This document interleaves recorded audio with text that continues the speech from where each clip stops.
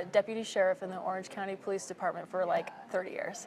Wow. So I don't really know it that well because he like refused to take us there because of all like the crime they tell it. Yeah. Compared to Riverside, I feel like Orange County is a little less crimey. Maybe, you know, potentially. Maybe. I Depends did. on the part. Yeah. Yeah. I actually worked at UC Irvine. Okay, cool. You know where Irvine is, yeah, by Yeah. Newport. Well, fun. Yeah. Awesome. So it's a little bit different being out here for sure, but I'm excited for the change in weather. Everything's still kind of novel to me. Like I'm still like, snow. I'm not sick of it yet. Yeah. So You get to experience all the 4 seasons. yeah. Yep. That's exciting. Okay. All right. Has everybody checked in already? Please check in so that we can make sure we continue serving food at our future events. How do we check in? There's a QR code right next to you, and that'll take you right to our check-in page.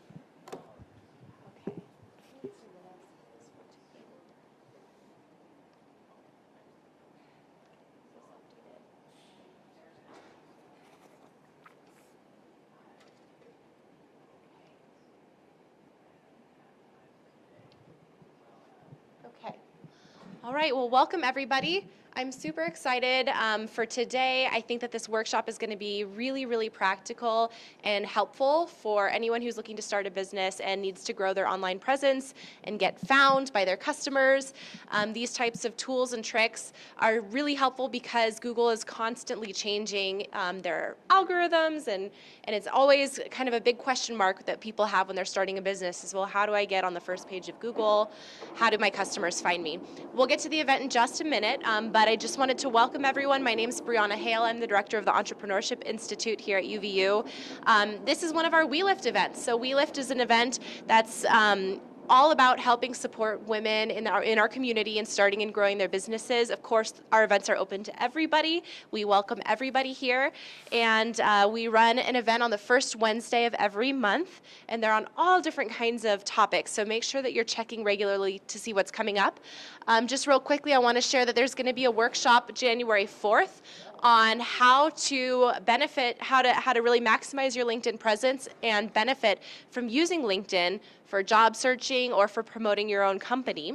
We also have an event coming up actually tomorrow on mental wellness and resilience and how to use kind of your inner power in order to succeed in life in all different areas. It's going to be really great. It's tomorrow from 5 to 6 in the auditorium just over here.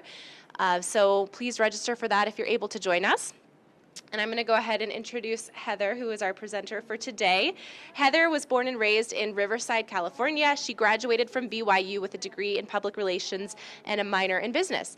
After working in the nonprofit marketing world for 2 years, she discovered a fascination with the internet marketing and started SIBO in August of 2018.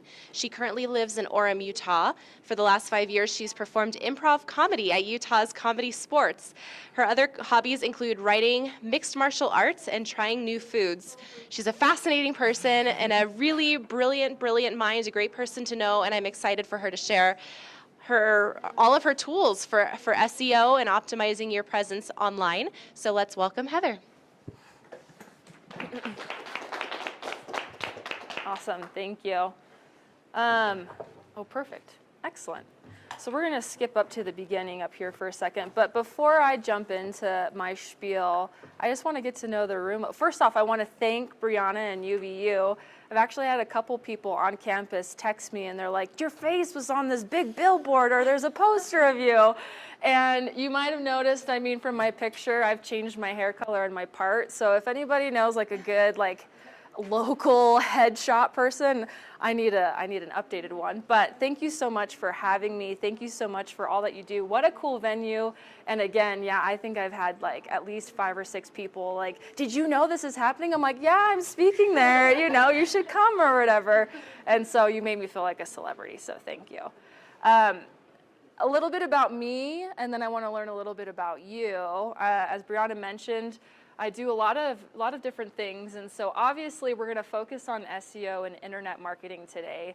But I also do, if you've ever been to comedy sports, improv comedy, that's a passion or an interest that I started about 5 years ago. I started doing it because I wanted to be a better public speaker, a better networker. And then I took their classes and they liked me and I liked them. And so I'm actually performing once a week this weekend down at Provo. So if you've never checked it out, it has nothing to do with sports. It's kind of more like Whose Line Is It Anyways? People think I'm really athletic, which no. But anyways, that's a fun thing to do. And then also, if you're ever interested in learning how to punch people in the face, that's a new hobby that I've picked up in the last 2 years.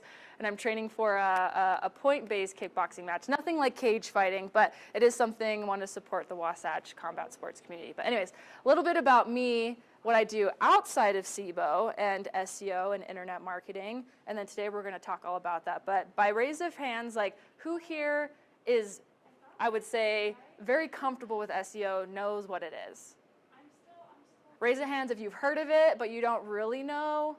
A lot of people, I was talking to a content marketer yesterday who's based over in Indiana, and she's like, I know enough to be dangerous. She's like, I know that you need alt text, and I know that there's something called metadata, and that you need it. She's like, but do I want to do it?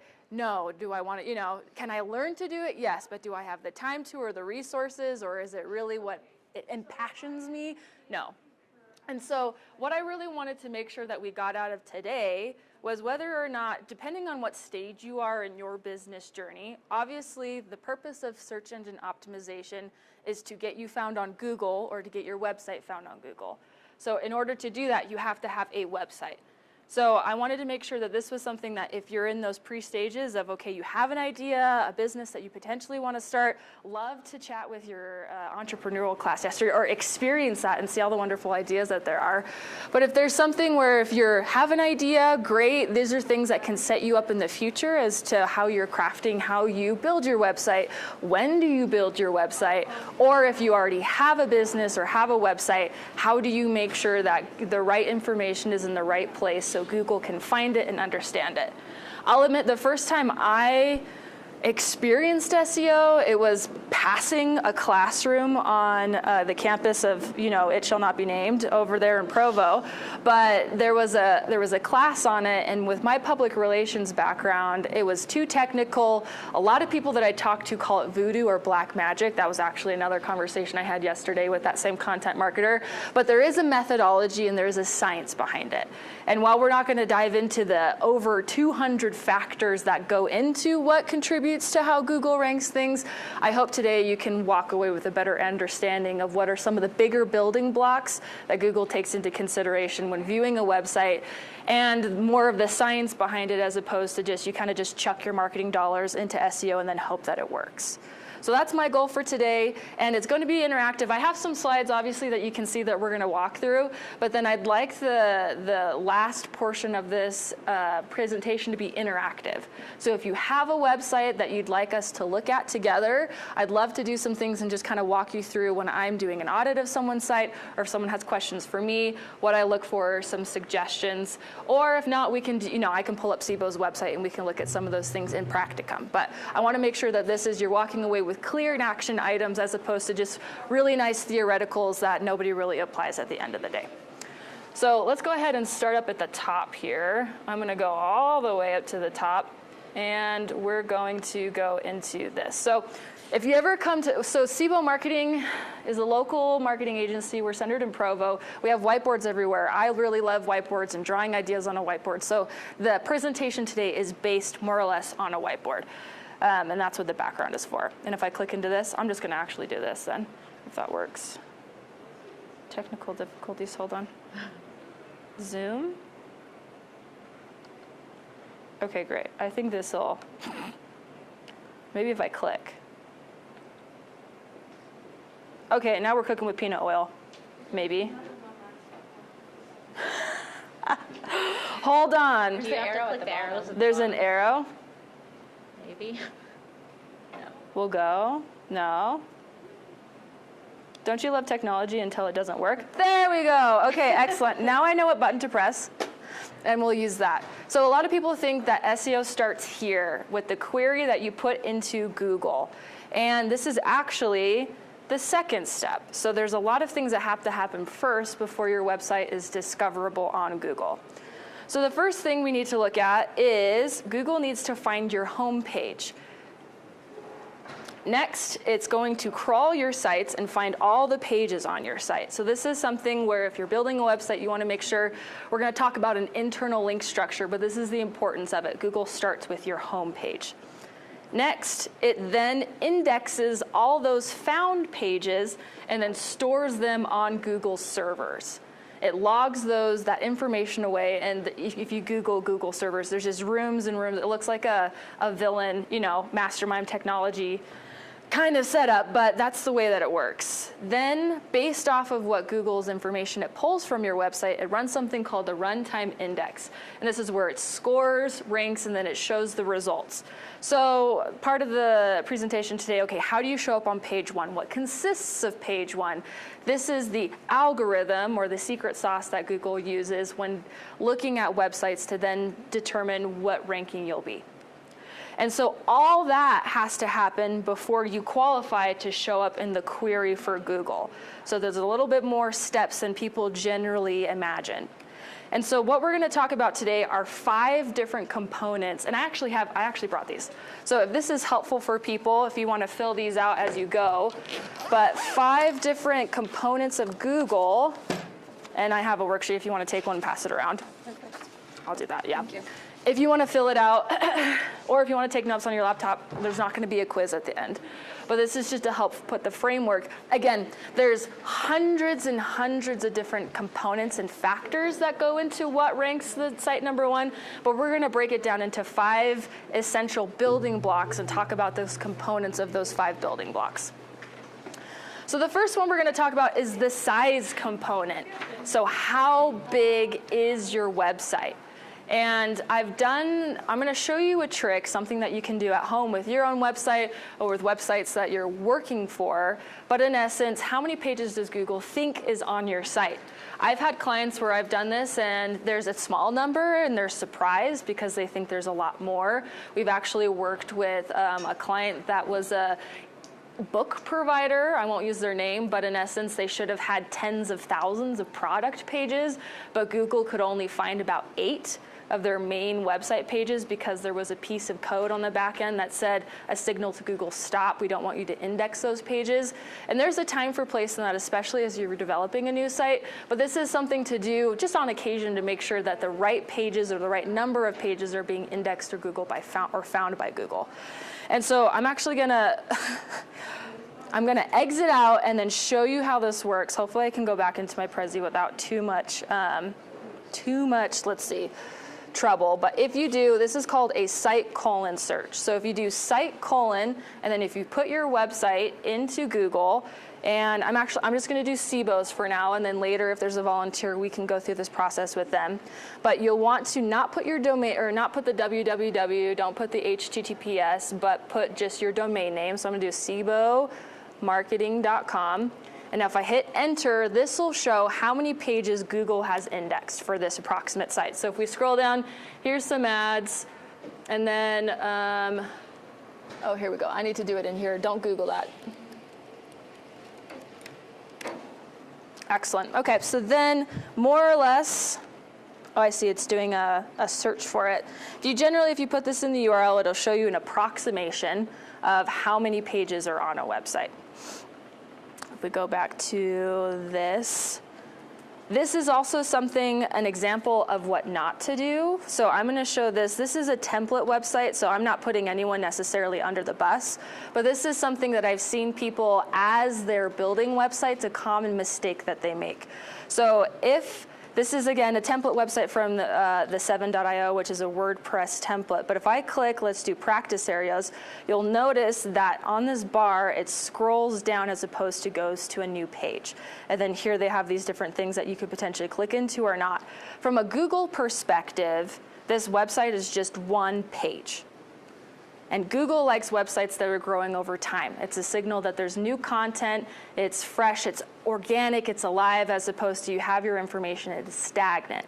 So when you're looking into building a website, I do not recommend, from an SEO perspective, having a single page that then scrolls to these different particular areas. You want something that has different pages for each of these particular topics, services, whatever it is, and we'll go into a little bit of why once we get into the text component. But this is just an example that I see sometimes where it's not ideal, and if you know this ahead of time, you can avoid making that mistake as opposed to creating something that is a single scroller. All right, let's see if we can go back into this. Okay, it worked. The second is the time component. So how old is your website? So for example, we can't go back and change when a domain was registered, but this is something that Google takes into consideration when trying to understand the reputation, the validity. You'll hear in the SEO world phrases like domain authority or domain rank be thrown around, and this is something that is a part of that algorithm or that's taken into consideration. So how long ago your domain was registered versus what do you know register it for. There's a tool called www.whois.com. If you want to see who owns a particular domain or where it is registered, you can do that when it was registered. Sometimes I do that for competitors as we're looking to see, okay, client, you want to rank for X keyword. Let's get an idea of the competitive SEO landscape of, who's been there, how long they've been around, and, what does their page look like, how many links are going to that page. That all kind of goes into what we call a competitive analysis to see if this is even working or not. Another cool tool is the archive.org. So this is a website, it's just a nonprofit that takes snapshots of just websites over the course of years. And so I'm not going to show you a specific example, but this is interesting to see if you wanted to know what a particular domain or website looked like 10 years ago, you can go into this, this tool, plug in that, and then see just exactly what existed or what was indexed at that time. This is a really great tool, especially if your website is taken down or you lose if there's a critical error. Potentially if when this tool crawled or indexed your site, you could retrieve some of that old content. I don't recommend doing it that way, but it is a tool that exists and that's out there. Now, a lot of people are like, but I've never given permission for this website to crawl. How does it store my information? It's just like Google, like a spider. It crawls an index, and it's just, that's just what it does, the archive.org. So a cool tool, interesting to use, depending on the circumstance. The next component we're going to talk about is the popularity component. So in essence, how many websites are linking to your particular domain or your website? So, and it's important to take into consideration the relevancy of the website that's linking to you. There's a lot of spam out there, right? And not that it necessarily is detrimental because Google's gotten a lot smarter since then. You can't necessarily control who links to you. But when you are trying to improve your own search engine optimization or your own rankings, say for example, you're a photographer. It makes a whole lot more sense if there's people within your circle or relevant links, whether it's venues, other event planners that link to you, as opposed to like a corn dog stand. And it's something that Google takes into consideration when considering the link juice, which we'll talk about in a minute, or the validity of the link. And so we're going to go into something called this. I didn't design this, but I also didn't redesign it, so this is my fault. So this is a lovely drawing of, imagine, we call it the link juice bucket. So there's two different sites that link to you. So site A that links to your site, we'll say it fills up this bucket X amount. There's another site that links to you, site B, that fills up just your bucket, but not even a fourth of what site A did. And I'm curious to hear from the room, why do you think there's a difference between site A versus site B? Web traffic? Traffic. It's a good guess. More established? More established. Uh-huh. Any other guesses? You're right on the track right there. So 2 sites, 2 links, what makes them different? We talked about relevance, but then also the popularity or the relevance potentially. So Site A has a bunch of other sites that link to Site A. When Sergey Brin and Larry Page were first creating Google, their first algorithms called PageRank was based off of the idea of a research paper. So in the concept of you have a research paper, depending how frequently or often this research paper is cited, thus helps its validity or credibility in the eyes of the industry, right?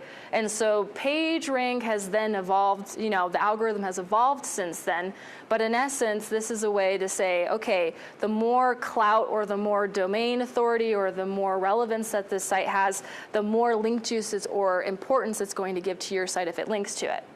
Now, so Site B only has maybe one other site linking to it, thus its link juice that it passes on is less. Now, one thing that I want to emphasize, and people often mistake this, it is important to have both Site A's and Site B's on linking to your site. The importance is to have the right mix of it. And I like to use this analogy. It's a homemade analogy, but I've talked to some clients where they're like, well, we just want really high authority sites linking to us. Then that's going to fill our link juice bucket. And I'm like, well, from a Google perspective, that seems really unnatural. So you need to have a natural link profile, and that means statistically more Site B's than Site A. And for this makes sense, not for everybody, but I like to equate it to like if you're trying to show up on Ellen. A lot of times people will get, they'll go viral, or people will start talking about this video, or, this person does XYZ. And then once there's enough buzz, then it like gets Ellen's attention to put her on her show, or Oprah, or, choose your talk show of your host, or talk show host of your choice. But that's in essence how I like to kind of equate links as well. It looks fishy or unnatural from a Google perspective if you only have like CNNs linking to you and nobody else. So that's something just to keep in mind as you're approaching or looking at, okay, this component or the popularity component of SEO.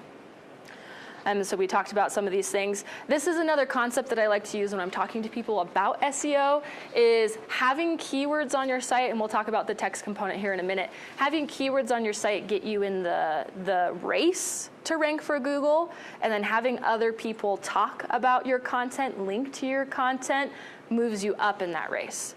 So you can write content until you're blue in the face, but if nobody talks about it, Google isn't going to rank it very high because it just doesn't deem it as credible or doesn't see it as very authoritative. And now people's other questions usually is, well, then how do I get links? And that honestly could be a whole other hour presentation about how to place content, pitch content, develop relationships with with bloggers, or partner with people with bloggers. We use third-party partners for this.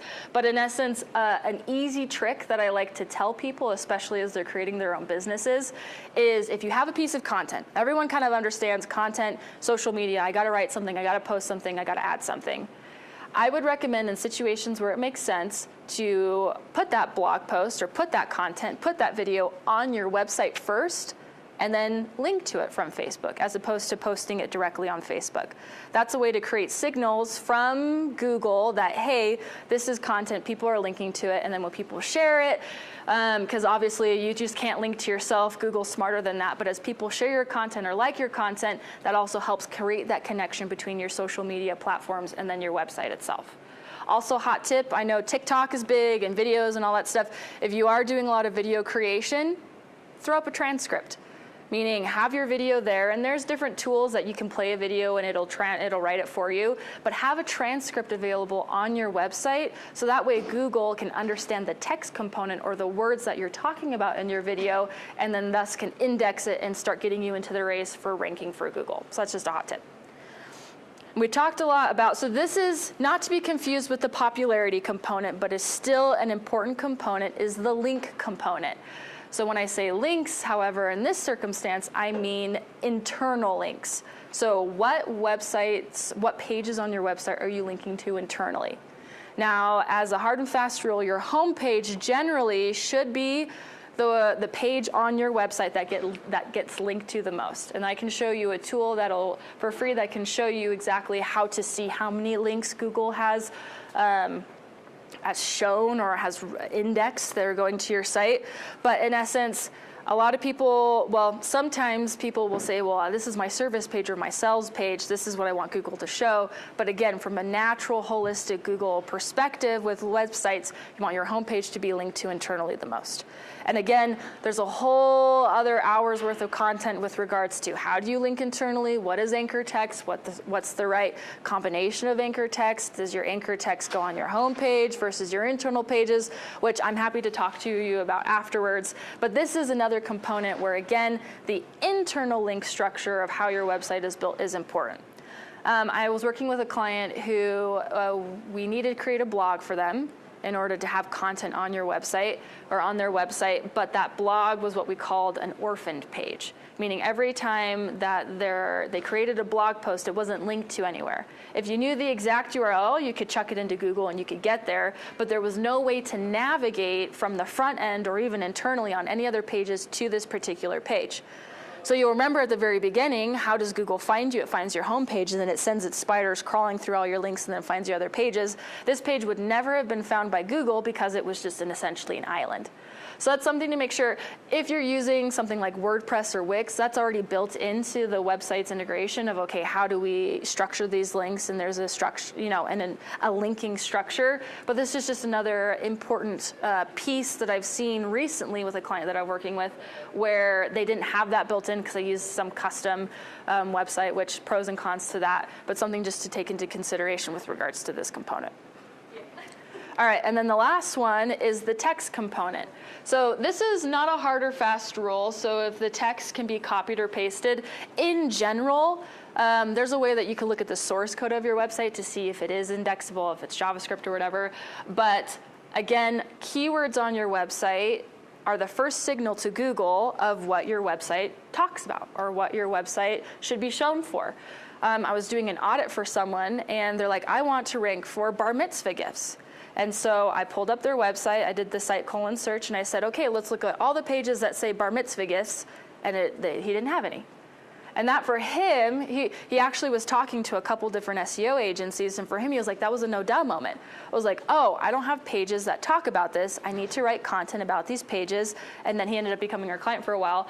But it's something that, again, is important. So if, for example, you want to rank for, I use the example of photography because I've talked to a photographer recently, but just to show up for photography is impossible, right? It's a very general term. You're going to be up against giants like Wikipedia or just what is photography. So in that particular case, there's something that you can use called geo keywords. In essence, so photography, you actually have to physically be there. Okay, photography in Utah. That would be something then, that particular phrase, it's called a long tail keyword. In essence, it has more aspects to the keyword rather than just the parent phrase, but that's something that you can incorporate.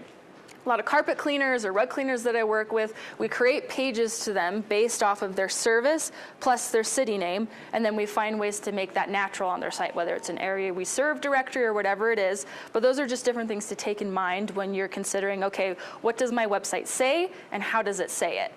The homepage is a different story because there's a lot of things that your homepage has to accomplish.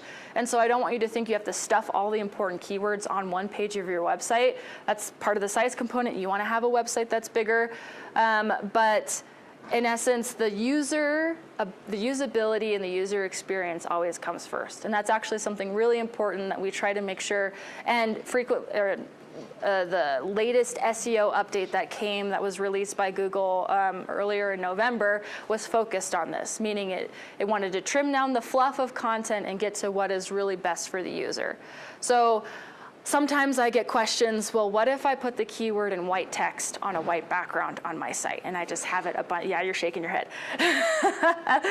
That maybe would have worked like 20 years ago, but not anymore. That's considered a black hat practice. Anything where you're trying to trick Google or do something to, I guess, tip the scales in your favor without actually doing the right thing for the user is called black hat, and you will get penalized hardcore by Google. We do not recommend that. We do not do that. And in any cases, I've had clients actually actually they show me, well, this particular person on this Google My Business profile is doing it and they're beating me. Why don't we do it? And I say, I don't recommend it. As soon as they get caught, they're going to be penalized. And I've seen up to a website taking 3 years to recover from, basically Google removed it from their Google results and they didn't come back for 3 years.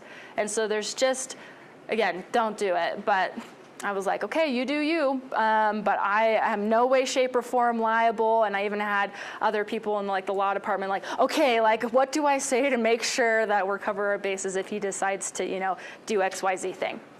Anyways, I digress. The text component, there's 5 different places that, or 4 different places in particular that Google looks at when determining, okay, what is a certain page about?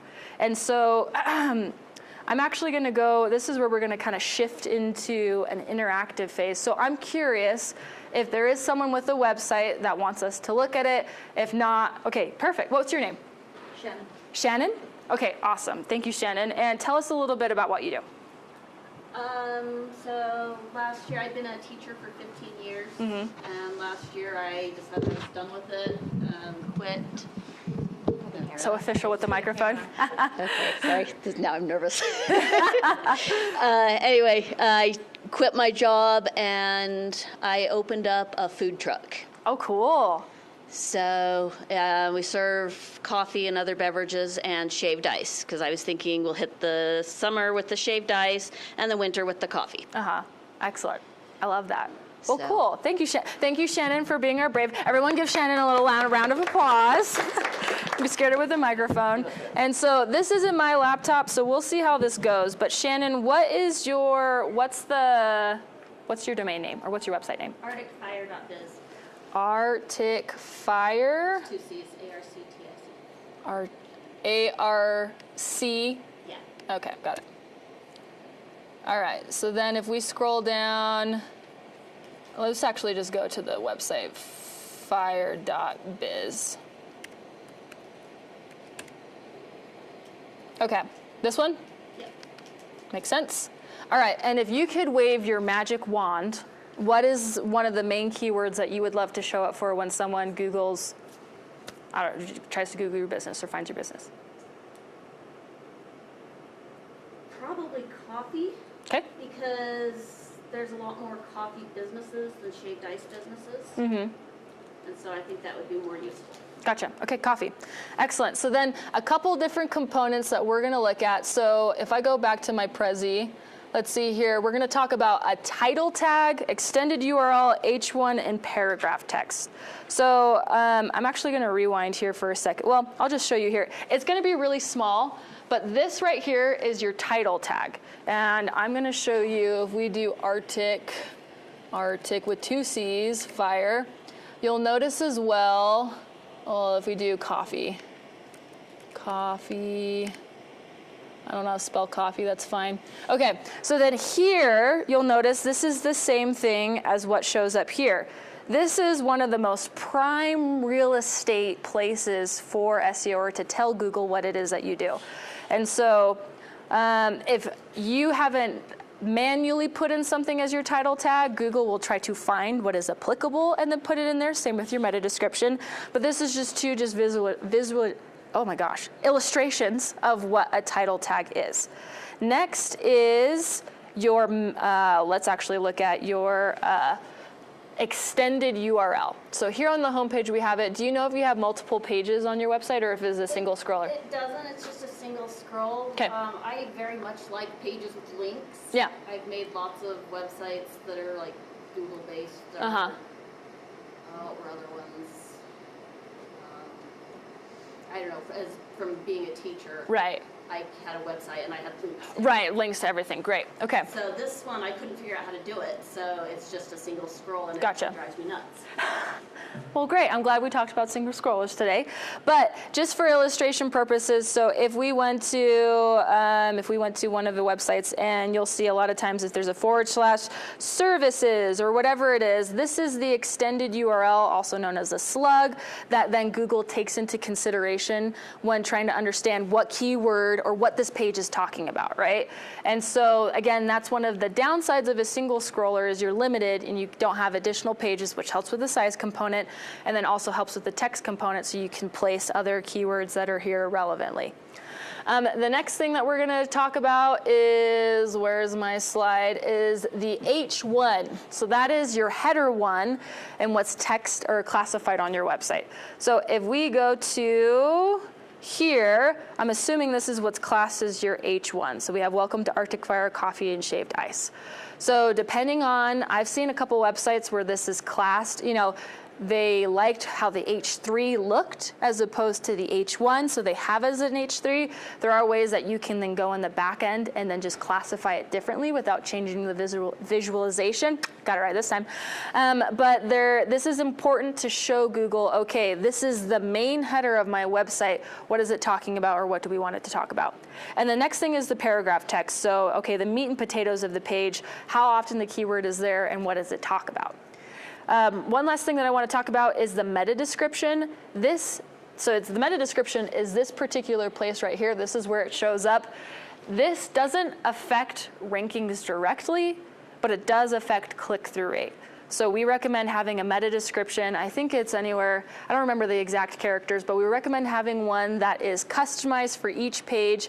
And then if you have one that's too long, you'll get a ... and that's cut off. So I'm actually grateful. I actually talked to one of our partners yesterday. Their title tag was way too long, and you'll see it get cut off ... and it's this awkward half sentence. So that's something to take in mind too, the character restriction for both title tags and meta descriptions.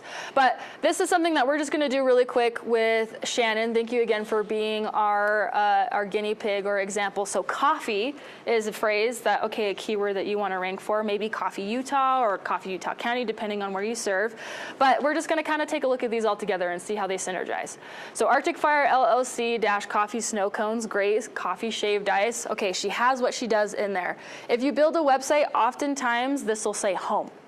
Your web developer isn't in charge of SEO. They've done their job. They've created their website. But you don't know how many audits I've done where this just says home and then the name of the business. That is such a lost opportunity for SEO. And again, there's other things too where I was talking with someone yesterday. They had a slogan, but the slogan didn't really say what they did. And so I recommend, again, having what it is that you do. In Shannon's case, good job. You have coffee in there, great, rather than just food truck or whatever it is. But having the quintessential distillation, if that's a word, of what you do, whether you're a website builder, whether you're a photographer, whether you serve coffee, whether you're a pet groomer, whatever it is, having that particular key phrase in the title tag.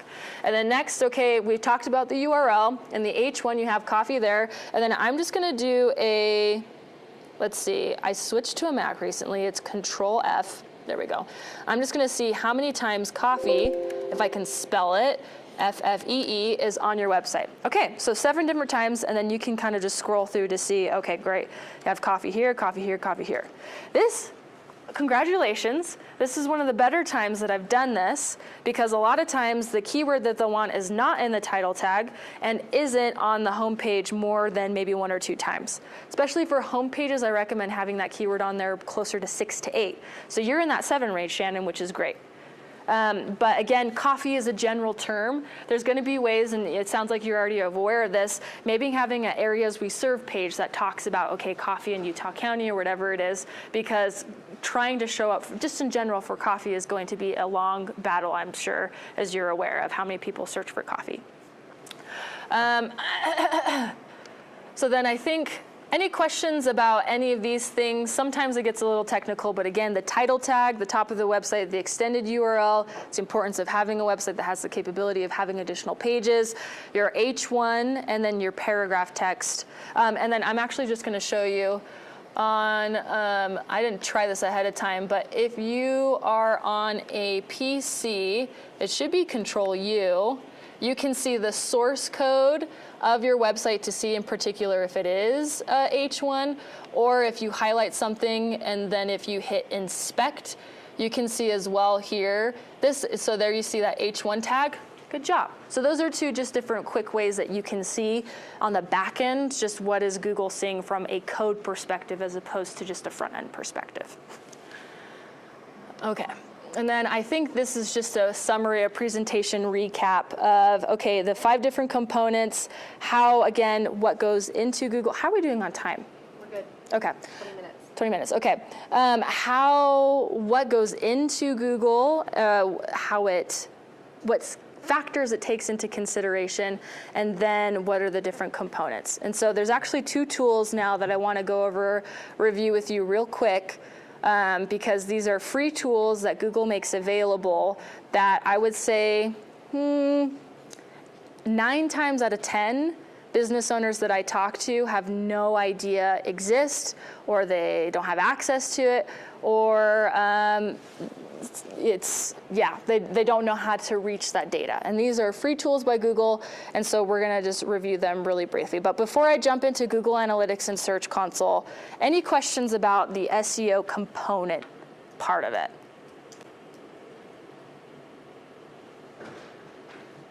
I'm going to take all your silence as Heather explained it so well that there's no doubt. Yeah, Shannon. I'd like to be able to say that I have, an idea of how I did any of this on my website, but I really don't. Mm-hmm. So if you need to add features to like your title that you were clicking on, Yeah. how do you do it? Yeah, so it depends on what content management system or CMS you're using. So if you use WordPress versus Squarespace versus Wix, it's going to look a little bit different. And so that's something that I'm more than happy with afterwards, or even if you want to connect with me afterwards and we could sit down and look at your website. But generally, there is a option on the page that you're on that talks about, if you click into SEO, it'll say title tag, it'll say meta description, and then you can edit those pages directly. But it will depend. I wish there was a one answer for all, but it depends on what, I guess, platform you're using. But that's a really good question. And that is, oh yeah, How long do you think it would take for her website to be on the front page of Google? Depends on what she's ranking for. Okay. Yeah. So there's a couple factors that go into, how long it'll take. So one is some of the components that we talked about today. How old is your website? When was it registered? How many links are pointing to her domain? Is no one talking about her? Is a lot of people talking to her? And then what's the difficulty of the keyword? Meaning, okay, coffee food truck in Utah County, we have a longer tail keyword, that's going to be a lot easier to rank for. The competition is going to be less, as opposed to coffee in USA or, something Starbucks related, right? And so it'll depend on a couple of those factors. And a lot of times when I'm talking to clients, there's some keywords, again, where we look at it and we say, you know what, this is going to take a long time. Or, here's some quick and easy wins. And there's actually a way that I'll show you in Search Console, or I'll talk through it because we're not logged into Search Console here. But there is a way that I suggest where, obviously, when we say positions in Google, 1 through 10 is the first page of Google, 11 through 20 is page 2, so on and so forth. If you're going to put SEO effort or SEO juice behind something, I recommend starting with keywords that you rank on the bottom of page 1 or page 2 for. We call those opportunity keywords or low-hanging fruit, because as you're putting, the SEO machine in motion behind those keywords, you're going to see a lot quicker return on your investment as opposed to trying to get something that ranks from page 8 to page 7, right? Because who scrolls past page 2 of Google? I think I'm the only person because it's my job, right? But no one, especially if you're on your phone or looking for something. And so that's a great question that leads to an area of opportunity when you're strategically trying to figure out what to rank for or what to focus on or what to write content about. You can say, okay, are there any opportunity keywords? In some cases, there aren't. In your Search Console, especially with newer websites, there just isn't a lot. So that's when you say, okay, well, what do I want to rank for? If I could wave my magic wand. Or you find some competitors and say, what are they ranking for? And then see, okay, what makes sense for me to target as well. It's another viable tactic. Really great question. What was your name? Hannah? Hannah. Thank you, Hannah, for that question. Yes? How many keywords do you suggest people focus on? It's a good question. Depends on your budget and depends on your time. So for example, if you want to rank for a keyword, again, I think I've said this 500 times today, but I'll keep saying it. You need to have that keyword on your website, whether or not you're actively focusing your SEO efforts on it. But more content isn't necessarily a bad thing. And I would say 90% of the people I work with, that is the biggest hiccup for them is, okay, they can't create content fast enough. I can think of only 3 clients that I've worked with where their content creation calendar outpaced the SEO calendar that we had, which again isn't a bad thing, but you just might have content sitting there that isn't doing anything for now. But so from a entrepreneurial, I'm building my own website perspective, if you want to rank for it, write about it. If you're focusing your link building or if you're focusing your optimization efforts on SEO, I would pick 3 and focus on those and start there. Again, you might get some quick wins. Depending on, okay, what your goal is for that keyword, what the competitive landscape is for it. Again, those geo modifiers are a really great way to kind of wiggle into some certain searches, but that's what I recommend my clients. Unless you have a massive budget, I would focus on 3. Because another way I like to think about it is sometimes people have the misconception of, okay, once my site is SEO'd, once I have all my metadata in there, I'm done. And I like to think of it as like a king of a hill or like a long distance race. If you sprint out in front of your competitors and then stop and everyone else is jogging at a slow pace, they eventually are going to overtake you and you're going to lose, your spot, the king of the hill on page 1. But, if you do a sprint and then a jog, or if you have a steady jogging pace that's faster than your competitors, then you're going to stay and maintain those rankings. And something also to know about Google is the page 1 is always dynamic. So we've had people like, hey, I'm Googling my name, but I'm not there.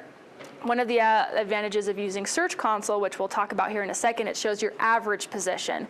And so Google is always trying new things and testing new things, and you can see when it tests new things, but there isn't necessarily, I'm in position 1 and now I'm done. Which is kind of like, I feel like a terrible doom and gloom thing to say. But once you kind of get the cadence and the pace of SEO, it is something that you can do to maintain your website. But that is just a common misconception that I've come across multiple times with people. Can I pay you a one-time thing to SEO my website and I'm done? Yeah, but you obviously don't understand, more of what goes into this. Let's educate you about it. I can do that, but if you want to have the lasting long-term benefits of this optimization, there's more that you need to do or more that we need to talk about. Excellent question. Yes? So, as you've helped these companies and done SEOs, how have you, seen it help their overall business? By how much kind of, I guess? Yeah. I'll tell you a story. So there was a gentleman that I've worked with once, and he was actually one of our lower paying clients. He was a smaller client, but he was selling custom bone handles for firearms on Etsy. And then Etsy banned him or whatever. They changed their policies and he couldn't sell that product anymore. So overnight, it was his side hustle, it was more of his hobby, but overnight, this stream of revenue just instantly vanished. And because of different policies, he couldn't use Google Ads because, again, it was firearms related. So he's like, SEO is literally the only way that I can advertise this. And so we went into his website and we looked at, okay, what keywords make sense to rank for, what keywords don't. And usually when you make a change on your website, it takes a while for Google to find your website, recrawl it, update their index.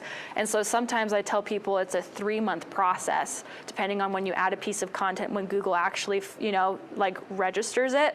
But in this particular case, I looked at it and I was like, that was the exact day I made that change. I changed his homepage, optimized his title tag for that particular, I can't even remember the name of the gun, 1911 or whatever.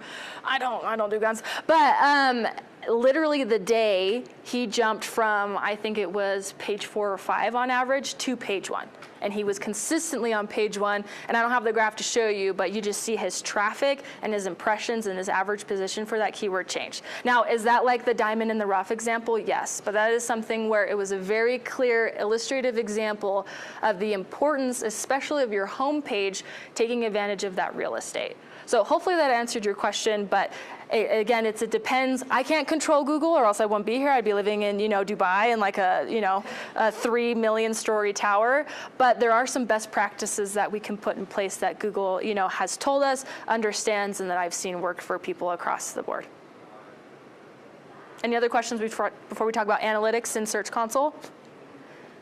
Okay. For these ones, because we're logged into a different user, I'm just going to show you pictures of what these look like. But again, these are two different tools that are free to use and that are very important, especially from an SEO perspective, to understand what is going on in your website and how to opportunize or cultivate that. So I'm going to go, I believe it is here. So this is something called Google Search Console.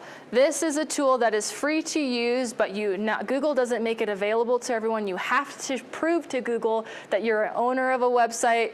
Technically, you have to upload a TXT file to your DNS, which doesn't probably make a lot of sense to a bunch of people, but in essence, you have to prove to Google on the back end of your website that you're an owner. But in this tool, you can see Google self-reporting what keywords it's ranking you for, how many impressions, meaning how many times your URL was viewed as people were scrolling, and your average position over time for that particular keyword in any given time frame. And so here you can see an example. This is the website. Here are the different queries, and you can see the clicks, impressions, and then the average position depending on the time range that is sent. This is a really great way to, if you're doing SEO on your own, to understand, okay, where did I start and where am I going? Am I moving the needle at all? If you're working with an agency, to see, okay, is this working or not? But then also, this is just a very underutilized tool that a lot of people don't understand or know exists. And this is something actually that SIBO sets up for free for people. And so if you have a website or if you know of someone that wants access to or understands how to use Search Console or Google Analytics or Tag Manager, we're not going to talk about Tag Manager today, but that is a service that, again, you have my information that I'm more than happy to sit down and talk to you about. But this is where also you can see, if you download that information, you can organize it by, okay, what's my average position? And then you can identify those low-hanging keyword, those low-hanging fruit keywords. So anything that is a position, let's say 5 to 20, let's look at that list. How many of those are relevant? Okay, great. Do I have content that talks about those keywords? Yes. All right, let's build links to that content. Or no, let's write content or create content about that so Google is willing to rank me even higher because it's a more consolidated title tag. Everything's optimized for that particular phrase or keyword. Another thing that Search Console is good for, if you have indexing errors, again, there was a story of the client we worked with who thought they had tens of thousands of product pages and only 8 were available on Google. This is where you can see if Google has encountered any errors, if it has any suggestions, or if there is a Core Vital, so that's an update that was rolled out in March of last year and has been kind of soft launched throughout the year. But Core Vital updates is more technical of your loading speeds, your mobile usability. All those factors, again, are part of the 200 factors that Google takes into consideration when ranking your website. But this is where you can get a pulse on, okay, what is Google reporting? There are tools out there like Ahref, SEMrush, or Moz that you can pay that guesstimates at this data, but we use this into our reporting because it is Google, it's from the source. So rather from something that guesstimates what it is, get access to this, it's free, and you're able to, again, you just have to prove, you have to go into Search Console and prove that you're the owner of the website. But once you have access to it, it's something that is fundamental in building an SEO strategy and then monitoring the results of those SEO strategies. Another tool that I wanted to talk to you about is Google Analytics. So there's a lot of different reports that are available in Google Analytics, and this is a snapshot of the Universal Analytics. July of next year, Universal Analytics is getting retired, and GA4 or Google Analytics 4 is going to be the new analytics version. But I like this example because it shows another way that you can see how your organic or SEO traffic compares to other channels that you're doing, whether it's social media, whether it's ads, whether it's email marketing, depending on what it is. And again, analytics, this is a free tool that you can use and you can sign up for. You just have to install it on your website, and you have questions about that, please use me as a resource. But this is a way, again, it's probably real, it looks okay on your screen. But this is a way that you can see, okay, we're going to just talk about these really briefly. Organic, obviously, is SEO. Direct is if someone types in your URL directly into Google and skips the search engine result page or SERPs page. You might hear that. That's a kind of a jargony word. But if they go directly to your website, then it's direct traffic. And oftentimes when I see spikes in this, that means either people are working on their website and they haven't filtered out their own visits to your website, which there is a way to do. Or for example, if I'm here slinging business cards to everybody and I just wow you and you're like, oh, Siebel Marketing, we have to know what it is, then you can see that URL and you can type it directly into Google. And so that's what direct traffic is. Email is self-explanatory. Referral is with regards to if you have a link on someone else's site, say you get highlighted by Forbes or whatever it is, they link to you, which is great from an SEO perspective, that link juice, right? But then if they click on that link and then are brought to your page, that's what's called referral traffic. So this is really great or important or something you can look at if you're doing partnerships or affiliate links, whatever it is. Social is self-explanatory. If you click into this, you can see Facebook versus Instagram versus LinkedIn. And so again, depending on what your product is or what marketing is best for you, this is a great way to see. I know I've talked with a lot of social media marketers. I'm like, okay, tell me the importance of an impression. All right, so you have 500 likes on your business page, but what does that translate into an ROI or revenue or your bottom line? And so this is the way that you can see, okay, X amount of people is blurred out in this example. X amount of people showed up here, and then depending on what conversions you have set, this is how many people actually filled out my form or scheduled a call with me or bought my product if you have an e-commerce site. And then last but not least, others just a catch-all, but paid search, if you ever do any types of Google ads, this is where you can see as well, Google ads will report the traffic that's coming to your website, but this is just another secondary source that you can see and that you can integrate with Google ads to see, okay, what conversions are set up and what happened to my traffic once it got to my website. So again, these are 2 tools that I recommend that you have installed on your website. If you have questions about doing that, please let me know. But again, I would say roughly 80 to 90% of the business owners that I've talked to have no idea either what these are, have no idea how to access it, or aren't utilizing it. And again, these are free tools where Google is self-reporting its data, and they're vital to understanding, okay, how are my efforts moving the needle, or if you work with a third-party agency or whatever it is, how their efforts are moving the needle.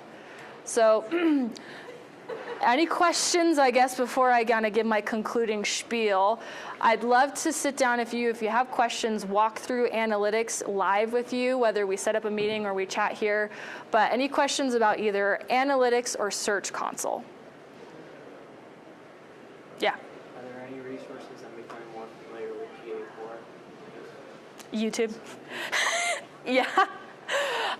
Should I say that I still think GA4 is a dumpster fire that is not intuitive to use? No, but is that Heather's hot take on GA4 to this day? Yes. The thing is, GA4 is still evolving, and there's changes that I'm seeing even as I'm setting up filters or setting it up for different people. And so us personally at SIBO, we're planning on shifting our data the Q1 of 2023 to report strictly from GA4, and then from there kind of having a side-by-side comparison. So if you're using Google Analytics, the Universal Analytics, the old one that's going to be retired, I would use both in tandem for the first bit of 2023 just to see the difference in your data, to understand, okay, this is reporting X amount of conversions, but this is Y, what's the difference? And then that way you're more prepared for July once UA finally gets officially sunsetted. But if I'm being 100% real, YouTube. I just YouTube stuff. Yeah.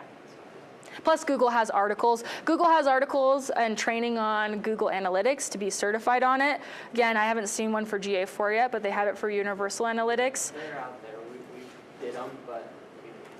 Yeah, yeah. And then also for Google Ads, there's free resources as well if you want to get certified in that. Google Ads is a completely different conversation from SEO. Don't get them confused, but it's just something to take in consideration. Is there another free resource? Great question, by the way. Any other questions about analytics or Search Console? Okay, then I'm going to kind of put a bow on this again. SEO I don't, again, stands for search engine optimization. I don't want it to be scary. Hopefully you have a better understanding of at least 5 building blocks of what goes into why a site ranks #1. You can understand that and apply that to your own business or your own website. And I'll be here for a little bit afterwards. You also have my information on the handout. And I'd love to, if you want to have one-on-one help with your website or talk through some of these concepts, please use me as a resource. And yeah, thanks for having me. I'll go back to your slides. Okay, so we have lunch in the conference room. We invite you all to stay, grab some Chick-fil-A. Heather's going to be sticking around, so please ask questions to her. See if you can stump her. Maybe there's a question that she's going to have to YouTube it. How to use GA4. No. But hopefully this was helpful for you. We invite you all to join us tomorrow for the Launch Strong event. And next month, January 4th, I believe, is our next WeLift event. So get to work on your websites, work on your SEO, and kind of grab some chicken nuggets in your back. Thank you so much.